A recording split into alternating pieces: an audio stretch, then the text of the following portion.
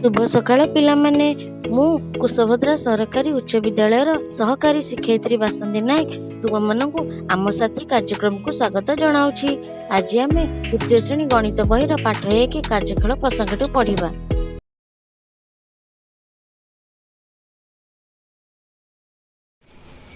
आमे पूर्व क्लास रे जानिथिले जे आयत चित्रर चारि पाखर प्रत्येक गार को तार बाहु बोली कुहा जाय थाए। हैला एठारे क ख ग घ चित्र को आयत चित्र कुहा जाय थाए। हैला पिला माने आयत चित्रर चारोटी बाहु रही अछि 1 2 3 4। से बाहु गुडी कोन कोन कहिथिली ना क ख बाहु, ख ग बाहु, ग घ बाहु एवं घ क बाहु।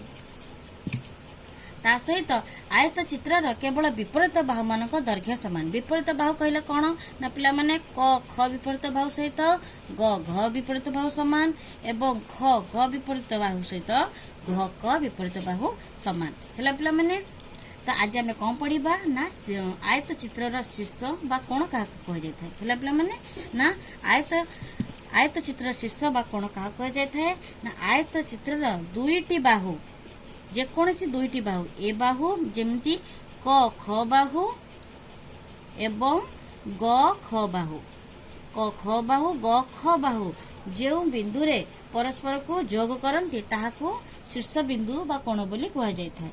हैला पिला माने देखो आयत चित्रर दुईटी बाहु परस्पर को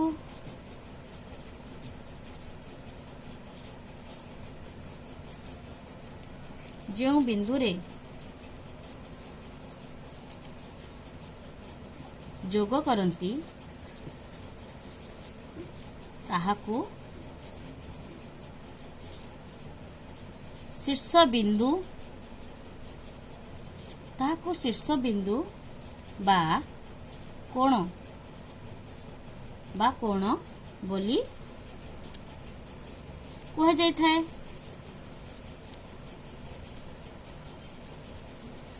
तो पिला माने ए देखो आयत चित्र जेकोसी दुईटी बाहु क ख बाहु एवं ग ख बाहु ए दुईटी बाहु जते बेले एक जोठी जोग करंती जो एठार मनकर जोग कले सेठी जो बिंदुटी सृष्टि हैला ता होछि एक शीर्ष बिंदु बा कोण बोली कह जाय था। ताले एठारे आयत चित्रर चारोटी शीर्ष रहिछि। एठी गोटे शीर्ष रहि अछि, एठी गोटे शीर्ष रहि अछि, एठी गोटे शीर्ष रहि अछि, एठी गोटे शीर्ष रहि अछि। सेमिति ख ग बाहु ग घ बाहु एई बिंदु रे जोग करंती। एठी त ग शीर्ष बिंदु उत्पन्न हैला से भली ग घ एवं क घ दुईटी बाहु परस्पर ए घ बिंदु रे जोग करंती। तने एठी घ शीर्ष बिंदु सृष्टि हैला से भली घ क एवं ख क ए बिंदु रे जोग करंती से भली क शीर्ष बिंदु सृष्टि हैला। तेबे आयत चित्र चारोटी शीर्ष बा चारोटी कोण रहिछि। चारोटी शीर्ष एवं चारोटी ए कोण चारोटी कोण रही अछि।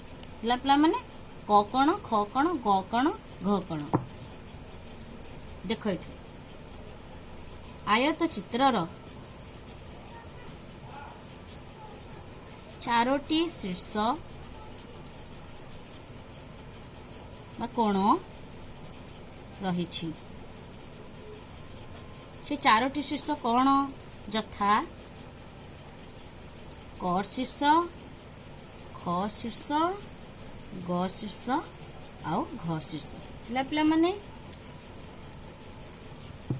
आयत चित्रर विपरीत कोण बा शीर्ष मान को बिंदु द्वारा जोड़।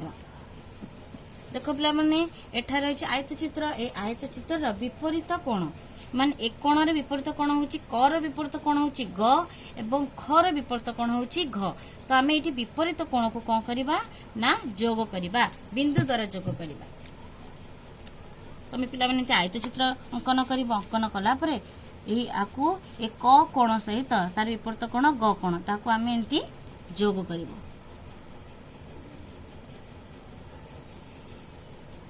हैला पिला माने क र विपरीत कोण किए ग तो क ग को आमे जोग करले सेमिति ख र विपरीत कोण किए ना घ तो ख को ग सहित से भली जोग करबा। तुम एभली तुमर गणित खाता रे आयत चित्र करिबो करिकी एवं एभली कर विपरीत कोण ग एवं खर विपरीत कोण घ सहित एभली जोग करिबो। ହେଲା ପିଲାମାନେ ଯୋଗ କଲା ପରେ ଆମେ କଣ ପାଇଲେ ଏହା ଦ୍ୱାରା ଆମେ କ ଗ ଏବଂ ଖ ଗ ଦୁଇଟି କର୍ଣ୍ଣ ପାଇଲେ। ଏଇ ଦୁଇଟି ରେଖାଖଣ୍ଡ ଯୋଉ ସୃଷ୍ଟି ହେଲା ତାକୁ କଣ କୁହାଯାଏ ନା କର୍ଣ୍ଣ କୁହାଯାଏ। ହେଲା ପିଲାମାନେ ଏହା ଦ୍ୱାରା କ ଗ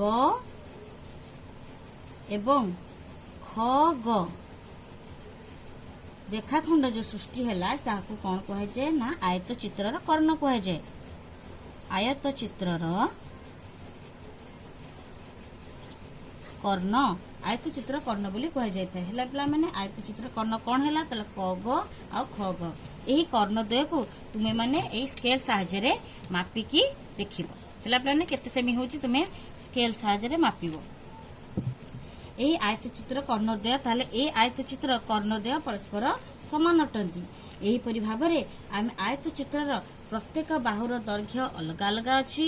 ପ୍ରତ୍ୟେକ ବାହୁର ଦୈର୍ଘ୍ୟ ଜାଣିଲେ ତା ସହିତ ବିପରୀତ ବାହୁ ମାନଙ୍କ ଦୈର୍ଘ୍ୟ ସମାନ। ବିପରୀତ ବାହୁର ଦୈର୍ଘ୍ୟ ଗୁଡିକ ସମାନ ତାକୁ ଜାଣିଲେ ଏବଂ କର୍ଣ୍ଣ ମାନଙ୍କର ଦୈର୍ଘ୍ୟ ମଧ୍ୟ ସମାନ ବୋଲି ଆମେ ଏଥିରେ ଜାଣିଲେ।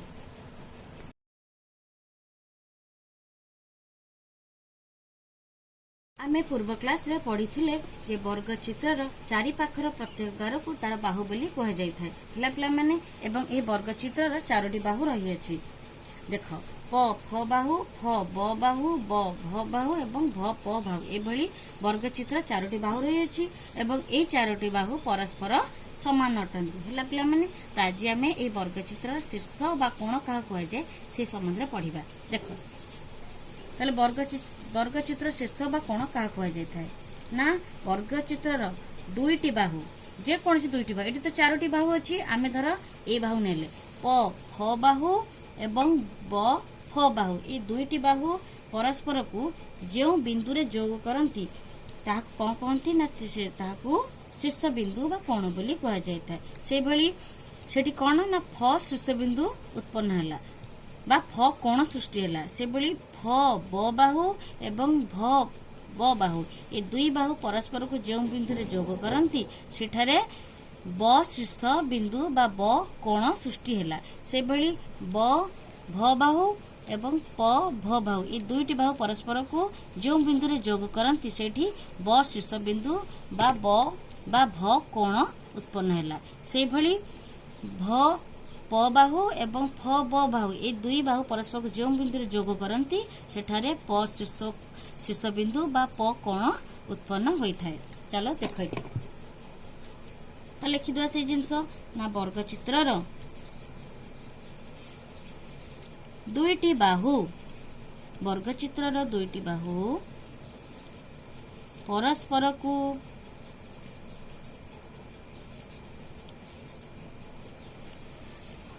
ଯେଉଁ ବିନ୍ଦୁରେ ଯୋଗ କରନ୍ତି ତାହାକୁ ଶୀର୍ଷ ବିନ୍ଦୁ ବା କୋଣ ବୋଲି